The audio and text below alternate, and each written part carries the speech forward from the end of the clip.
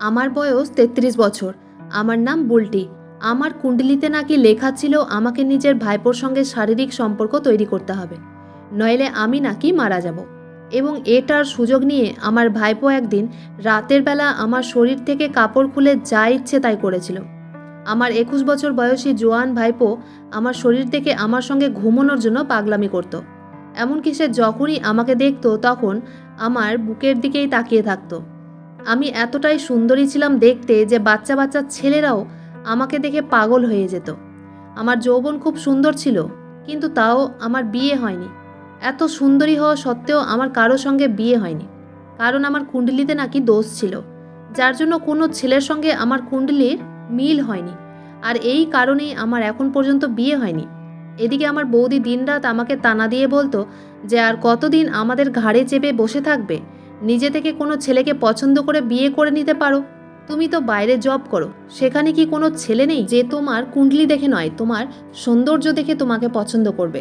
তোমার এই সুন্দর চেহারা কি কাজের, যখন তোমাকে কোনো ছেলে বিয়ে করতে রাজি নয়? বৌদি আমাকে অনেক কড়া কথা বলতো, কিন্তু আমি বৌদির কোনো কথায় রাগ করতাম না, কারণ মায়ের মারা যাওয়ার পরে আমি দাদা ও বৌদির কাছেই থেকেছি। তাই বৌদি কিছু বললে আমি সেটা চুপচাপ সহ্য করে থাকতাম। আগে আমার খুব কষ্ট হতো এটা ভেবে যে আমার কুণ্ডলিতে কেন এত দোষ আছে, কেন আমাকে কোনো ছেলে শুধু আমার সৌন্দর্য দেখেই পছন্দ করে নেয় না। কিন্তু এখন আর সেগুলো কোনো কিছুই আমার যায় আসে না। আগে আমি অনেক পূজা পাঠ করতাম এটা ভেবে যে একদিন না একদিন আমার বিয়ে হবে, কিন্তু এখন আমি আর এটা ভেবে আফসোস করি না যে আমার কোনো দিন বিয়েই হবে না। কারণ আমার বয়সের ছেলে পাওয়া খুব ভাগ্যের ব্যাপার, কারণ বেশিরভাগ মেয়েদের তো সাধারণত ২০ থেকে ২২ বছরের মধ্যে বিয়ে হয়ে যায়, এবং একটা ৩৩ বছর বয়সী মেয়ের জন্য পাত্র খুঁজে পাওয়া খুব মুশকিল। একদিন রাত্রিবেলায় আমি নিজের কাজে ব্যস্ত ছিলাম। ওই সময় আমার ভাইপো ঘরে এসে বলল, আমাকে দেখে নাকি মনে হয় না যে আমার বয়স ৩৩ বছর, আমাকে তো ২২ বছরের মেয়েদের মতোই দেখায়। আমি তখন ভাইপোকে বলেছিলাম, আমি তোমার পিসি, তাই তোমার আমাকে এই ধরনের কথা বলার একদম শোভা দেয় না। যাও নিজের ঘরে গিয়ে শুয়ে পড়ো, অনেক রাত হয়েছে। আমার ভাইপো তখন রুম থেকে যাওয়ার আগে বলল, পিসি, এই কথাটা আমি বলছি না। আজ সকালে আমার যে বন্ধুটা এসেছিল সে তোমার ব্যাপারে এই রকম বলেছে, তাই আমি তোমাকে তার কথাটাই বলতে এসেছিলাম। আমি তখন আমার ভাইপোকে জিজ্ঞেস করলাম, তোমার বন্ধুর নাম কি? সে তখন বলল তার বন্ধুর নাম নাকি পুনিত। পরের দিন সকালবেলায় আমার অফিসের ডিউটি ছিল না, তাই আমি নিজের কাপড় চোপড় কেচে দিয়ে বাড়ির পেছন দিকের বাগানে মেলে দিচ্ছিলাম। ওই সময় দেখলাম আমার ভাইপোর বন্ধু পুনিত আমার কাছে এসে বলল, বুলটি ম্যাডাম কেমন আছেন? আমি যখন পেছন দিকে ঘুরে তাকালাম তখন দেখলাম একটা ছেলে ঘাড়ে ব্যাগ নিয়ে দাঁড়িয়ে আছে। আমি তখন জিজ্ঞেস করলাম, তুমি কি পুনিত? সে তখন বলল, হ্যাঁ আমি পুনিত। আমি তখন পুনিতকে বললাম, তুমি আমার নাম ধরে কিভাবে ডাকতে পারলে? আমি তোমার পিসি হয়, তাই আমাকে নাম ধরে নয় পিসি বলে ডাকবে, কারণ তুমি আমার ভাইপোর বন্ধু, তাই তুমিও আমার ভাইপো হলে। এরকম ভুল আর কোনোদিন করবে না। আমার ভাইপো যেমন আমাকে পিসি বলে ডাকে, তুমিও আমাকে পিসি বলেই ডাকবে। আর তুমি এখানে কি করছো? আমার ভাইপো তো কলেজের জন্য অনেক আগেই বেরিয়ে গেছে। পুনিত তখন আমার হাত থেকে জামা কাপড় নিয়ে বলল, আমি আপনার সাহায্য করে দিচ্ছি। আমি তখন পুনিতকে বললাম, আমার সাহায্য করতে হবে না, আমি কারো সাহায্য নিয়ে কাজ করতে পছন্দ করি না, আমি নিজের কাজ নিজে করতেই পছন্দ করি। তুমি এখন এখান থেকে চলে যেতে পারো। তারপর সেদিন রাত্রিবেলায় আমি যখন খাওয়া দাওয়া করে নিজের ঘরে শুয়েছিলাম তখন মনে হলো আমার পাশে যেন কেউ বসে আছে। এমনকি ঘুমের ঘোরে মনে হলো আমার শরীরে যেন কেউ হাত বোলাচ্ছে। চোখ খুলে দেখতে আমি চিৎকার করে উঠলাম, কারণ আমার পাশে একটা ছেলে বসেছিল এবং তার মুখটা কালো কাপড় দিয়ে ঢাকা ছিল। আমি যখন চিৎকার করে উঠলাম তখন সে দৌড়ে ঘরের ভেতর দিয়ে পালাতে শুরু করলো। ওই সময় আমার ভাইজি বারান্দার ঘরে ছিল। আমার ভাইজি ওই চোরটাকে দেখে ভয়ে চিৎকার করতে শুরু করেছিল। আমাদের তো মনে হয়েছিল ওই ছেলেটি কোনো চোর ছিল। তারপর বাড়ির বাকি সদস্যরাও যখন হাজির হয়েছিল তখন দেখলাম আমার ভাইজির মুখটা চেপে ধরে আছে ওই চোর। তখন আমি না পেরে ওই চোরের চুলের মুঠি ধরে বললাম, আমার ভাইজিকে ছেড়ে দে। তারপর বাড়ির বাকি সদস্যদের দেখে অনেক বেশি ঘাবড়ে গিয়ে আমার ভাইজিকে ওই চোরটা অনেক জোরে ধাক্কা দিয়ে বাড়ি থেকে পালিয়ে যায়। আমরা ওই চোরকে অনেক ধরার চেষ্টা করেছিলাম, কিন্তু পারিনি এবং তার মুখটাও দেখতে পারিনি। কিন্তু আশ্চর্যের বিষয় হচ্ছে ওই চোরটা কিন্তু আমাদের বাড়ি থেকে কোনো কিছুই চুরি করেনি। সে তো আমার একটা পরনের পোশাক নিয়ে পালিয়েছিল। এদিকে আমার ভাইজি তো ভয়ে অজ্ঞান হয়ে গেছিল যখন ওই চোর তার মুখটা অনেক জোরে চেপে ধরেছিল। চোরের পালিয়ে যাওয়ার পরে আমার ভাইজির চোখে মুখে জলের ছিটে দিয়েছিলাম। তারপরে তার জ্ঞান ফিরে এসেছিল। ওদিকে আমার বৌদি ও আমার ভাইপোর তো কেঁদে কেটে অবস্থা খারাপ হয়ে গেছিল। আমার দাদা যেহেতু বিদেশে থাকতো, সেদিন রাত্রেবেলা দাদা বাড়িতে থাকলে আমাদের হয়তো এতটা ভয় লাগতো না। সেদিন আমরা সবাই খুবই ভয় পেয়েছিলাম। এদিকে আমার ভাইপোর সঙ্গে তার বন্ধু পুনিত যখনই আমাদের বাড়িতে আসতো, তখনই ওই ছেলেটা আমার সঙ্গে কিছু না কিছু কাণ্ড ঘটাতো। সেদিন যখন আমি নিজের ঘরে বসে ল্যাপটপে কিছু কাজ করছিলাম, তখন সে আমার ঘরের ভিতরে এসে বলল, আপনি দেখতে ভীষণ সুন্দর। আমি তো আশ্চর্য হয়ে তার দিকেই তাকিয়েছিলাম। তারপর সে হঠাৎ করে আমাকে অনেক জোরে জড়িয়ে ধরেছিল। তখন না পেরে তার গালে একটা থাপ্পড় মেরে বলেছিলাম, তুমি এটা কি করছো? বেরিয়ে যাও এখান থেকে। সেদিনের পর থেকে আমার ভাইপোর বন্ধু পুনিত বেশ কিছুদিন পর্যন্ত আমাদের বাড়িতেই আসেনি। বেশ কিছুদিন পরে সে একদিন হঠাৎ করে আমাদের বাড়িতে এসে সুযোগ পেয়ে আমাকে বলল, আপনার সঙ্গে আমি বন্ধুত্ব করতে চাই এবং সেদিনের ব্যবহারের জন্য আমি খুবই দুঃখিত। আমাকে ক্ষমা করে দিন এবং আমার সঙ্গে বন্ধুত্ব করুন। আমি তখন পুনিতকে বলেছিলাম, ভাইপো, তুমি এখন ছোট, আমার বয়সটা দেখেছ? আমি তোমার থেকে অনেক বড়, তোমাকে আমি নিজের বন্ধু করতে পারবো না। পুনিত তখন বলল, পিসি, আমি বড় হয়ে গেছি, আমি আর ছোট নেই। আমি তখন তাকে বুঝিয়ে বললাম, তুমি আরও একটু বড় হও, তারপরে আমি তোমাকে বন্ধু বানাবো। ছেলেটি মাঝে মধ্যে এমন ব্যবহার করতো যে তাকে দেখে ভীষণ বিরক্ত লাগতো। একদিন বৌদি আমার ভাইপোকে বলল, তুই ওই পুনিতের সঙ্গে একদম মেলামেশা করবি না, ওই ছেলেটাকে আমার মোটেই ভালো লাগে না, সঙ্গদোষে তুইও খারাপ হয়ে যাবি, তাই ওই ছেলেটাকে আর আমাদের বাড়িতে নিয়ে আসবি না। আমার ভাইপো কিন্তু খুব ভদ্র এবং সহজ সরল ছিল, কিন্তু তার বন্ধু মোটেই সহজ সরল ছিল না। সে যেহেতু বাইরে থেকে এসেছিল এই শহরে পড়াশোনা করার জন্য, তাই সে পেইং গেস্টে থাকতো এবং মাঝে মধ্যে কোনো না কোনো বাহানায় আমাদের বাড়িতে এসে হাজির হতো। আমার ভাইপো বুঝতে পেরেছিল যে ওই ছেলেটিকে সে নিজের বাড়িতে নিয়ে এসে অনেক বড় ভুল করেছে, কারণ সে তো প্রায় দিনই আমাদের বাড়িতে এসে হাজির হয়ে যেত। আমার খুব আশ্চর্য লাগে যে একটা 21-22 বছরের ছেলে কিভাবে আমাদের মতো বয়সী মেয়েদের উপরে নোংরা নজর দিতে পারে। আসলে কিছু কিছু ছেলে আছে যারা তাদের থেকে বেশি বয়সী মেয়ে ও মহিলাদের দিকে আকর্ষিত হয়। এদিকে আমার বৌদি উঠতে বসতে সবসময় কিছু না কিছু কথা নিয়ে আমাকে কথা শোনাতো। এমনকি আমি অফিসের কাজে এতটাই ব্যস্ত থাকতাম যে সবসময় বৌদির কাজে সাহায্য করতে পারতাম না, তাই বৌদি সেটা নিয়েও আমাকে কথা শোনাতো আর বলতো, আমি তো বাড়ির কাজের মাসি আর তুমি এই বাড়ির মহারানী, তুমি শুধু বসে বসে খাবে আর আমাকে সমস্ত কাজবাজ করে নিজের শরীরটাকে ক্ষয় করতে হবে। তুমি তো একটু আমার কাজে সাহায্য করেই দিতে পারো, অফিস থেকে এসে বাসনগুলো একটু মেজে ঘষে দিতেই পারো। আমি যথেষ্ট সাহায্য করতাম আমার বৌদির কাজকর্মে, কিন্তু বৌদি চাইতো আমি যাতে সংসারের সব কাজ নিজের ঘাড়ে নিয়ে নিই। সেটাও করতে আমার কোনো আপত্তি ছিল না, কিন্তু অফিসের কাজের জন্য সংসারের কাজকর্মের সময় দিতে পেতাম না। অথচ আমি যা টাকা পেতাম আমার ভাইজি ও ভাইপোর উপরে খরচ করে দিতাম। তাদের পকেট মানি আমিই দিতাম। বাইরে ঘুরতে যাওয়া, জামা কাপড় কেনাকাটা, এই সব কিছুর টাকা আমিই দিতাম। একদিন পুনিত আমাদের বাড়িতে যখন এসেছিল, তখন আমরা সবাই তাকে দেখে অনেক হেসেছিলাম, কারণ সে এমনভাবে সেজেগুজে এসেছিল তাকে জোকারের মতোই দেখাচ্ছিল। আসলে সে আমার সামনে নিজেকে বড় দেখানোর জন্য বড়দের জামা কাপড় পরে এসেছিল। আমি যেদিন তাকে বলেছিলাম যে তুমি এখন ছোট, তুমি বড় হও, তারপরে আমি তোমার সঙ্গে বন্ধুত্ব করব, সেদিনের পর থেকে ওই ছেলেটি আমার সামনে নিজেকে বড় প্রমাণিত করার জন্য উদ্ভট কাণ্ডকলাপ করত। সেদিন তার সাজ পোশাক দেখে আমরা খুব হেসেছিলাম। সেদিন পুনিত লজ্জা পেয়ে আমাদের বাড়ি থেকে চুপচাপ চলে গেছিল। এমনকি সে নিজের পার্সোনাল ডায়েরিটাও ভুলে আমাদের বাড়িতেই রেখে দিয়ে চলে গেছিল। তার চলে যাওয়ার পরে আমি তার ডায়েরিটাকে উঠিয়ে রেখেছিলাম, ভেবেছিলাম অফিস যাওয়ার পথে তাকে দিয়ে দেব। আমি যখন বুঝতে পেরেছিলাম ওই ছেলেটি আমার সামনে নিজেকে বড় প্রমাণিত করার চেষ্টা করছে, তাই সেদিন তাকে ডায়েরি দেওয়ার নাম করে তার ঘরে গিয়ে তাকে অনেক বোঝানোর চেষ্টা করেছিলাম যে তাকে আমার সামনে বড় দেখানোর কোনো প্রয়োজন নেই। তার যদি কখনো আমার সঙ্গে মন খুলে কথা বলার ইচ্ছে করে, তাহলে সে আমাকে নিজের মনের কথা বলতে পারবে। আমি তার পিসি হওয়ার সঙ্গে সঙ্গে একজন ভালো বন্ধু। ওই কথাটা শুনে পুনিত খুব খুশি হয়েছিল এবং সে বলেছিল, পিসি, তুমি খুব সুন্দর করে আমাকে বুঝিয়ে বললে, তোমার কথা শুনে আমার মনটা খুব হালকা হয়েছে। পিসি, তুমি যদি আমার কথার কিছু খারাপ মনে না করো তাহলে আমি কি তোমার সঙ্গে একটা ছবি নিতে পারি? ভেবেছিলাম একটা সেলফি নিয়ে ছেলেটা যদি খুশি থাকে তাহলে তাকে একটা ছবি তুলতে দিই। আমি তো স্বপ্নেও ভাবতে পারিনি যে ওই ছেলেটির মনে আমার প্রতি এত নোংরা চিন্তাভাবনা ছিল। এবং সে যখন আমাদের বাড়িতে আসতো তখন আমার বুকের দিকেই ঘুরে ঘুরে তাকাতো। এমনকি বাড়িতে তো আমার ভাইজিও থাকতো এবং সেও জোয়ান হয়ে উঠেছিল, কিন্তু পুনিত আমার ভাইজির দিকে তাকাতো না। পুনিতের নজর তো আমার দিকেই থাকতো।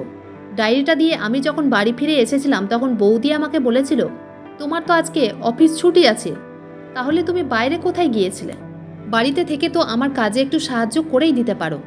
আমি তখন মাথা নিচু করে চুপচাপ নিজের ঘরে চলে এসেছিলাম।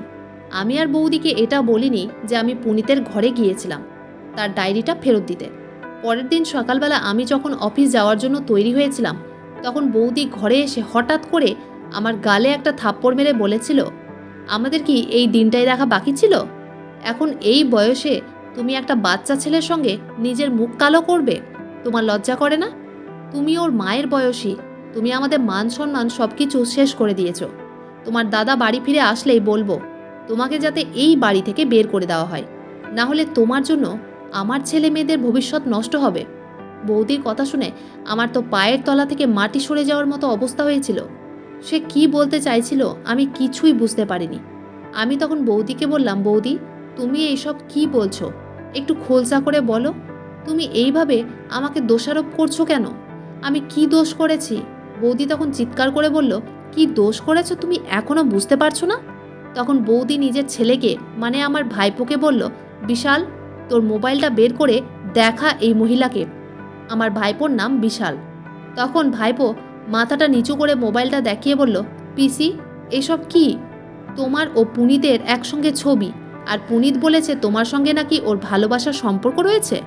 তাদের কথা শুনে আমার মাথায় যেন আকাশ ভেঙে পড়েছিল। ওই সময় বৌদি ও আমার ভাইপোকে বলেছিলাম, তোমাদের কি আমার উপরে ভরসা নেই?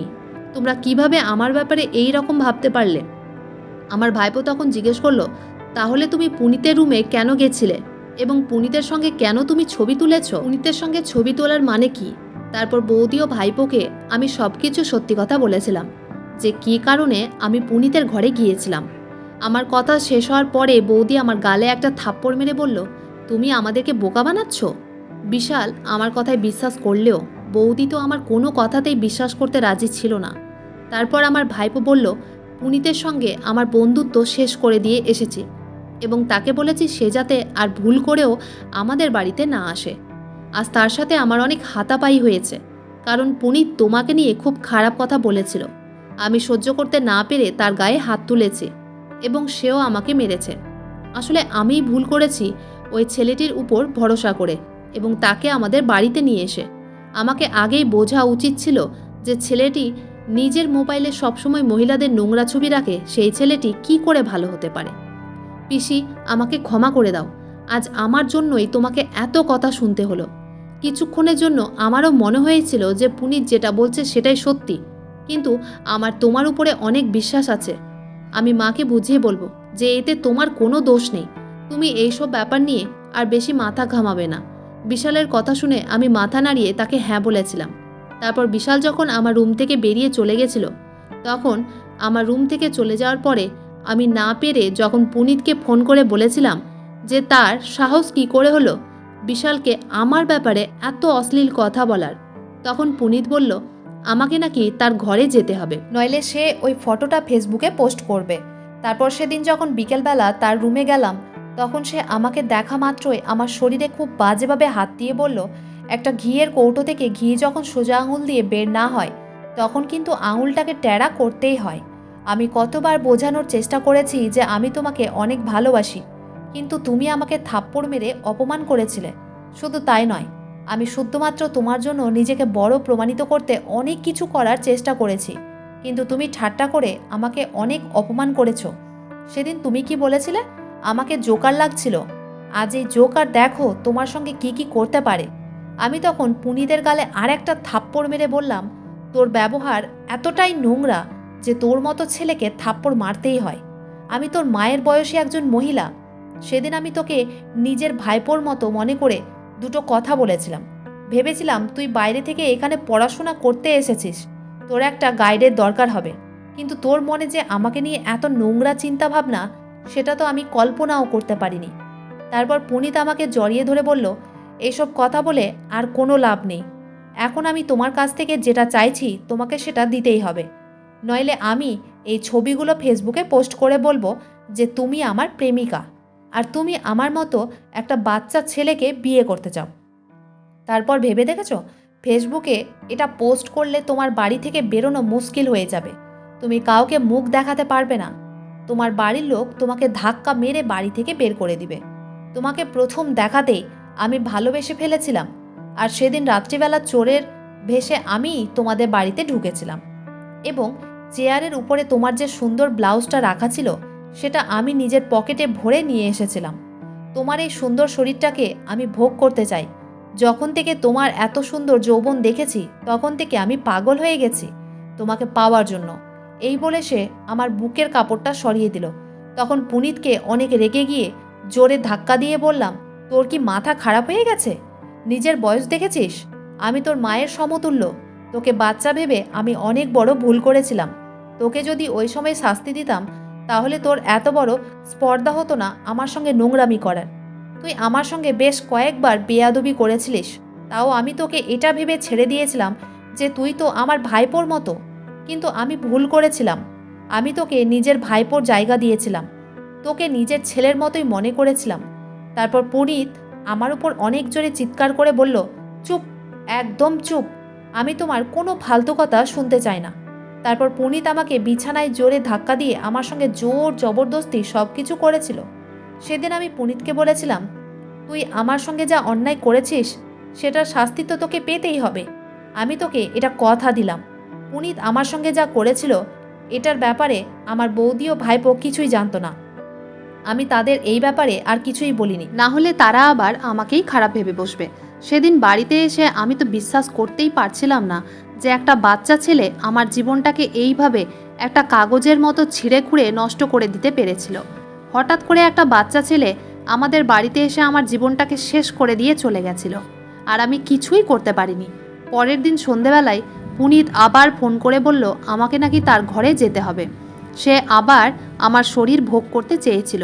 বাধ্য হয়ে সেদিন যখন আবার তার ঘরে গিয়েছিলাম তখন সে আগের দিনের মতোই আমার বুকের কাপড়টা সরিয়ে যখন ব্লাউজটা খুলতেই যাচ্ছিল তখন আমি হাত জোর করে বলছিলাম সে যাতে আমাকে ছেড়ে দেয়। তখন সে আমার বুক দুটোকে চেপে ধরে বলল, এত সহজে ছেড়ে দিব না, তুমি যেভাবে আমাকে থাপ্পড় মেরে অপমান করেছিলে সেটার বদলা আমি ভালোভাবেই নেব।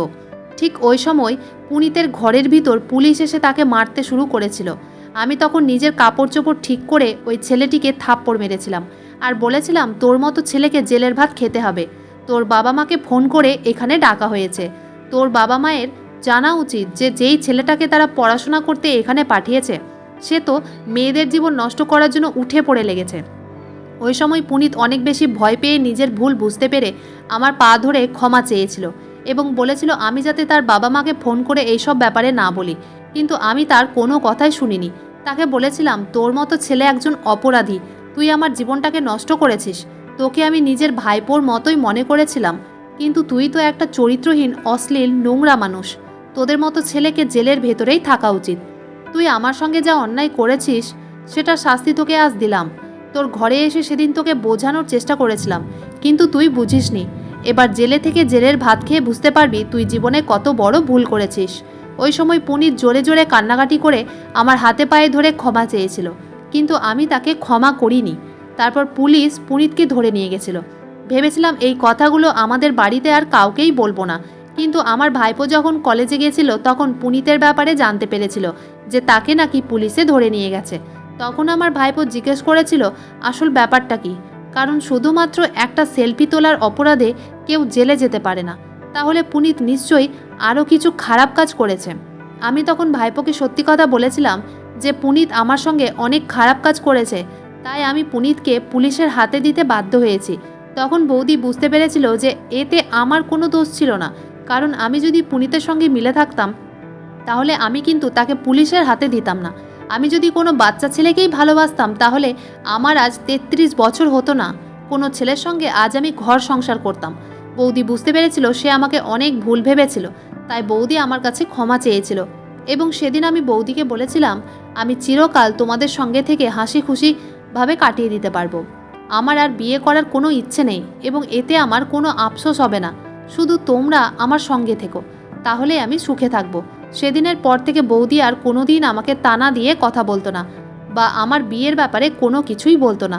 সে আমার সঙ্গে খুব ভালো ব্যবহার করতো। আমি যেহেতু আমার ভাইপো এবং ভাইজিকে খুব ভালোবাসতাম, তাই তারা আমার কাছে যা চাইতো আমি সেটাই দিতাম। এরাই আমার সব, এরাই আমার ছেলে মেয়ে। আমার ছেলে মেয়েদের নিয়ে আমি খুব সুখে আছি। সেদিনের পর থেকে আমার ভাইপো বিশাল আর কোনো দিন তার কোনো বন্ধুকে আমাদের বাড়িতে নিয়ে আসেনি, কারণ তার মনে একটা ভয় ঢুকেছিল। বন্ধুরা, আজকের গল্পটি এখানেই শেষ করছি। গল্পতে কোনো ভুল ত্রুটি থাকলে ক্ষমা করে দিবেন। গল্পটি ভালো লাগলে অবশ্যই লাইক, শেয়ার, সাবস্ক্রাইব করতে ভুলবেন না। ধন্যবাদ।